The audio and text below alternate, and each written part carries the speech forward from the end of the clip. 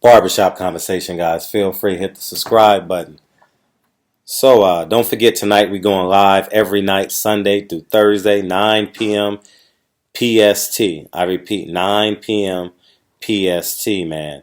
And I want to talk about something what Bob Arum said um,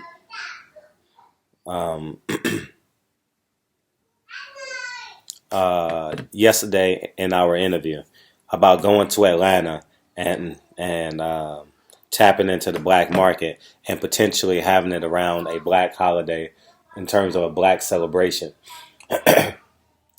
I've spoken to every executive. I haven't spoken to Eddie Hearn. I'll see him for the um,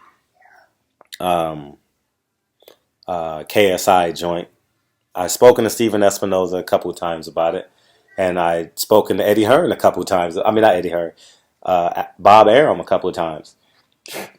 Who I haven't spoken to, obviously, is Al Heyman, and I'm uncertain if PBC is actually interested. I know Deontay Wilder was keenly interested, um, but I'm talking about as a company. I don't know that they are.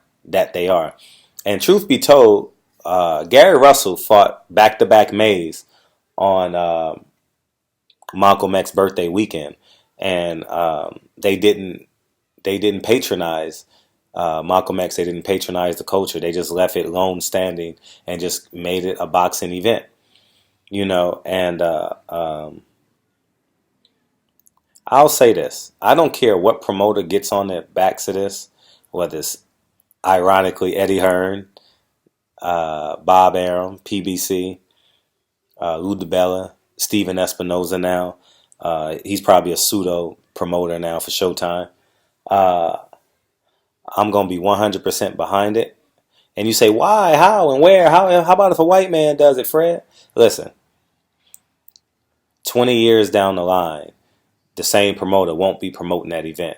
But if we can substantially impact the sport of boxing and input our culture in it and not have it for sale, meaning the people who need to be in charge are in charge of it, meaning they outsource, they contract, let's say, the LDBC as advisors.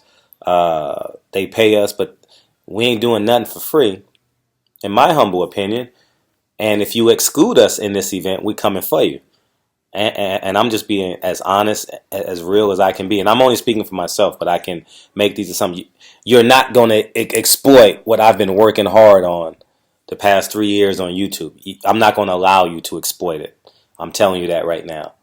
But what I am excited about is the fact that they are considering it. And the reason why they're considering it, because 78 and Trill Boxing, and Black Fight Fan, thought of the great idea of Juneteenth. Now, if it can happen on Juneteenth in Texas, that would be amazing. Juneteenth in Atlanta, extraordinary. But they created the idea. Now, if they go and exploit us without honoring our ideas and stuff like that, I will be grossly irritated, ultra agitated, and very aggressive. You understand what I'm saying? And so I'm making this video. Let this be known. I'm not going to allow my 45,000 subscribers, which is about 40,000 more that are not unsubscribed, because I can see it through my analytics. So this channel is about 80,000 subscribers. I'm not going to allow you to exploit it, to exploit us. I'm not going to allow it. And I know it may be hearsay, she say, but I mean it. And I'm excited of the possibility. I'm excited sitting in my rocking chair on my front lawn, on my backyard, saying, wow, me and a group of men, the LDBC, new media, impacted the sport so much that now we have a weekend that is the hottest weekend in boxing. Hotter than Cinco de Mayo, hotter than Mexican Independence Day. Last couple of years, Bob has done something on St. Patrick's Day. Past 2 years with Conlon. I'm excited of the possibilities. Because no longer do we need the narrative? We need someone else. It's about us at this point. You know what I mean? And there is no sport that has a ball attached to it in the 5 major sports or gloves that the blacks are not the leading actors and actresses and talents. You know what I mean? And athletes. You know, whatever how you want to characterize them. And I'm excited. I'm going to continue to raise the envelope past the bar. I haven't heard nothing from PBC as it relates to them as a company. I've heard it from fighters. I've heard Steve Breadman say something about it. Shout out to Steve Breadman. I heard Deontay Wilder on 78 Sports TV. But I'm excited about the possibilities. And again, I will reiterate, and I'm being as genuine as I can be. You're not going to exploit us for your selfish gain. I'm not going to allow it.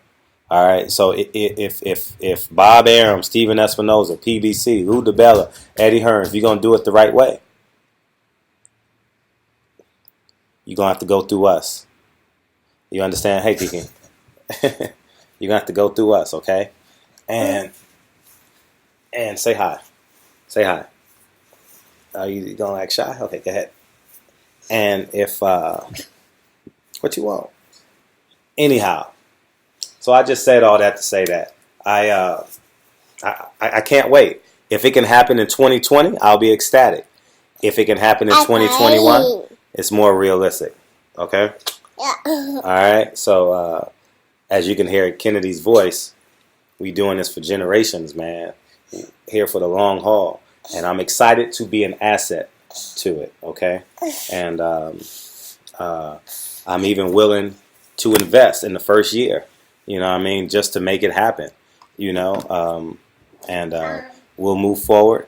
And I'm excited. So barbershop conversations. Feel free. Hey, isn't it a beautiful thing when you hear, some of you guys may not have toddlers or infants, but isn't it a beautiful thing when you hear them walking on the floors and stuff? I have hardwood floors, right? And always makes me smile when I hear my children running up and through the house. You know what I mean? I don't know. Maybe it's a parent thing. I'm pretty sure people understand what the hell I'm saying. So, but anyways, man, I'm excited. I'm genuinely excited. Shout out to Trill Boxing Talk in the morning for coming up with the idea. I believe we're getting close. I know without a shadow of a doubt, boxing needs a new market base, and with the influx of Dallas fights, Baltimore fights, Atlanta is definitely a real possibility. All right, and I'm excited. So, and if they plan it around a holiday and incorporate the HBCUs, you know what I mean? It's going to be an extraordinary event. Extraordinary event. And obviously you want to pay homage to the Atlanta that came before us. Obviously the civil rights movement and the actual culture that is there. I'm not the hip hop culture, obviously. You know, and the other what's understood don't have to be explained. I ain't gonna talk about the other cultures, but anyways, man, I'm excited. Bob got me excited. I'm also realistic. I'm not a prisoner of the moment, but I'm excited to think about it. I'm excited that I bought a lottery ticket to the possibility of our culture being a mainstay in boxing. So I bought my lottery ticket, and I pray that they call out our 6 numbers. I said our 6 numbers. All right. So barbershop conversations, man. Feel free to hit the subscribe button. I say this genuinely. Every promoter, Eddie Hearn, Steven Espinoza, Bob Arum, Lou DiBella, PBC. If you do this event and exploit our people, I'm coming for your head. And you say, how, Fred? You're going to see.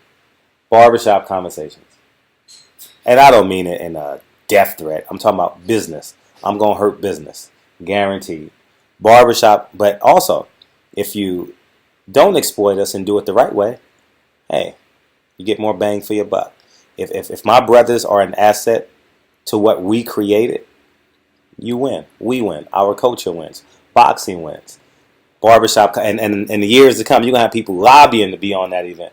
Don't you know if they took our advice and not listen to the people with suits and ties and landing strips and bald heads and you know what I mean, old men who pay for 21-year-old pussy, you know what I mean, keep it 100, you know, on that was it Bob Kraft shit, you know what I mean. If they listen to the streets, it's gonna be an extraordinary event. Barbershop Conversations. Feel free to subscribe. But talk to you soon. Peace.